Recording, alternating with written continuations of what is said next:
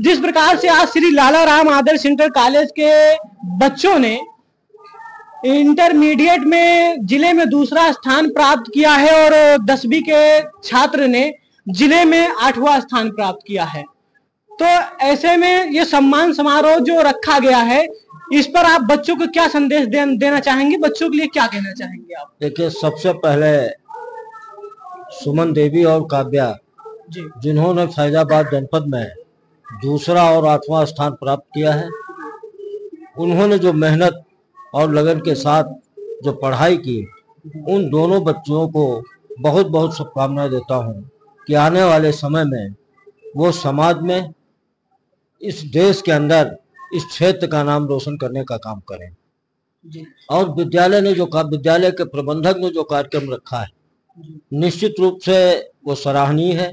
इससे दूसरे बच्चों का, इसको देख करके दूसरे बच्चों का हौसला बढ़ेगा और पढ़ाई में वो मेहनत के साथ रुचि लगा करके वो पढ़ाई करने का काम करेंगे। जिस प्रकार से देखा जाए तो उत्तर प्रदेश की बात ले लिया जाए तो उत्तर प्रदेश में योगी सरकार के नारी सशक्तिकरण का एक संदेश देती है, नारी सशक्तिकरण को आगे करती है।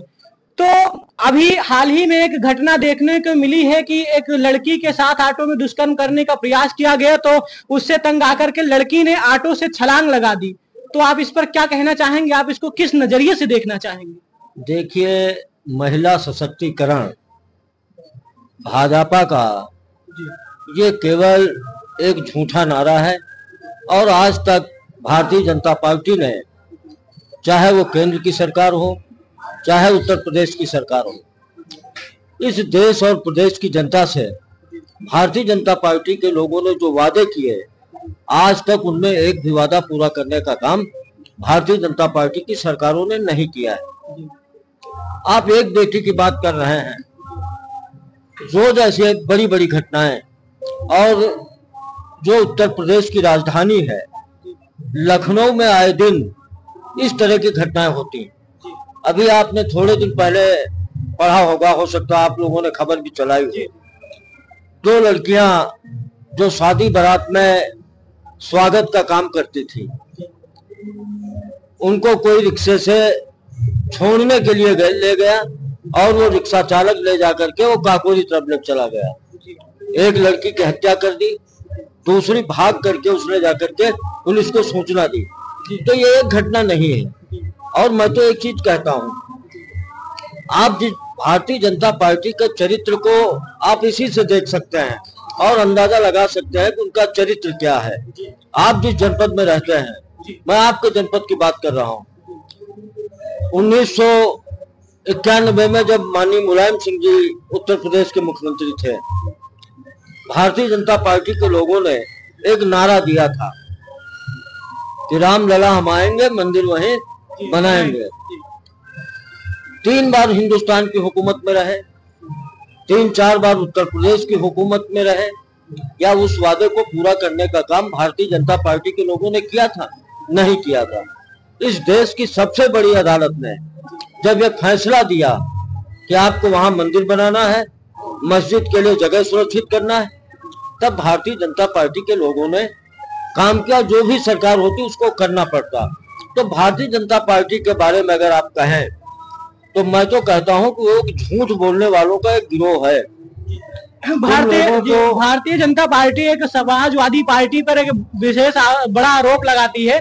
वो भारतीय जनता पार्टी समाजवादी पार्टी कहती थी कि जिस गाड़ी में सपा का झंडा होगा उसमें नामी गुंडा होगा।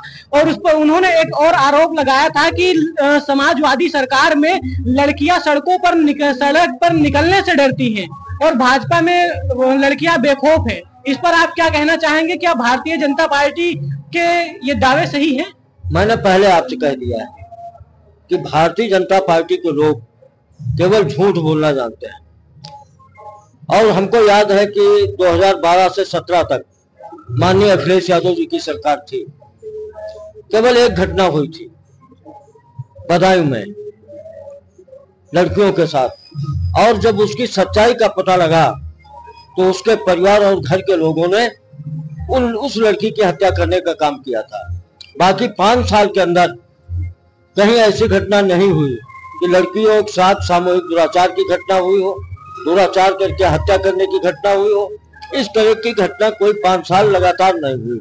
और ये देखिए, भारतीय जनता पार्टी के लोग केवल झूठ बोल करके, जनता को गुमराह करके केवल वोट लेने का काम करते हैं। याद हो, करीब 12 साल हो गए सरकार बने और 13 साल होने जा रहे हैं। उत्तर प्रदेश में कितनी नौकरियां निकाला, किस विभाग में निकाला? अगर नौकरियां निकाले होते तो आज नौजवान जो 10,000 रुपए में, 8,000 रुपए में कॉन्ट्रैक्ट बेस पे काम कर रहा विभागों में, उनकी जरूरत न पड़ती। बल्कि ये नौकरियां देने के बजाय ऐसा काम कर रहे हैं कि आने वाले समय में भी नौजवानों को नौकरी न मिल पावे। इनकी ये प्लानिंग है। भारतीय जनता पार्टी के एक उप मुख्यमंत्री जी हैं जो बहुत चर्चाओं में रहते हैं और एक भड़काऊ बयान दिया करते हैं।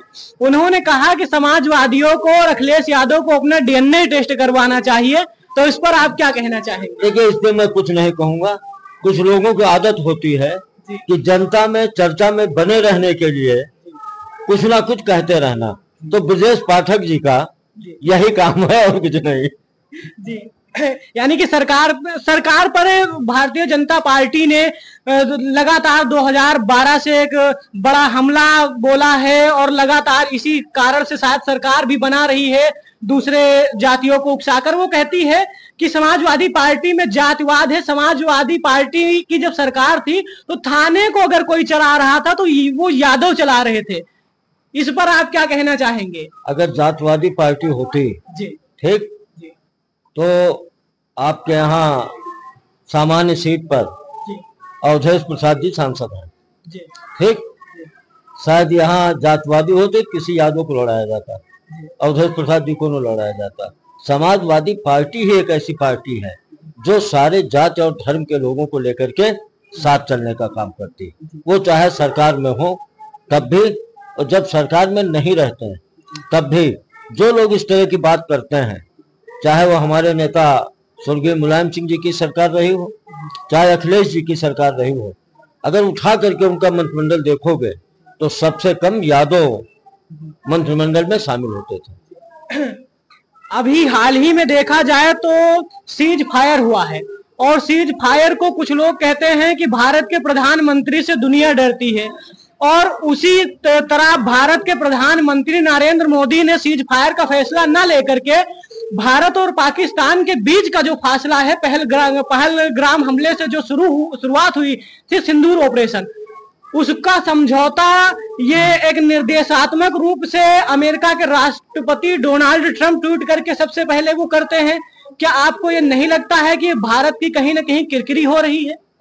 देखिए, जो किरकिरी होनी थी वो हुई, लेकिन इस पे कोई कमेंट इसलिए नहीं करूंगा कि ये देश के उन लोगों से जुड़ा हुआ सवाल है जो इस देश की सुरक्षा में अपनी जान निछावर तक करने को तैयार रहते हैं। तो इस समय हमारे साथ थे उत्तर प्रदेश सरकार में लगातार 4 बार विधायक रहे, हमारे साथ मौजूद हैं जिनका उन्नाव जिले के उन्नावपुरा में जिनका एक राजनीति में अहम दबदबा है, अहम योगदान है। हमारे साथ थे उदयराज यादव जी। आज की खबर में बस इतना ही। आप बने रहिए हमारे साथ।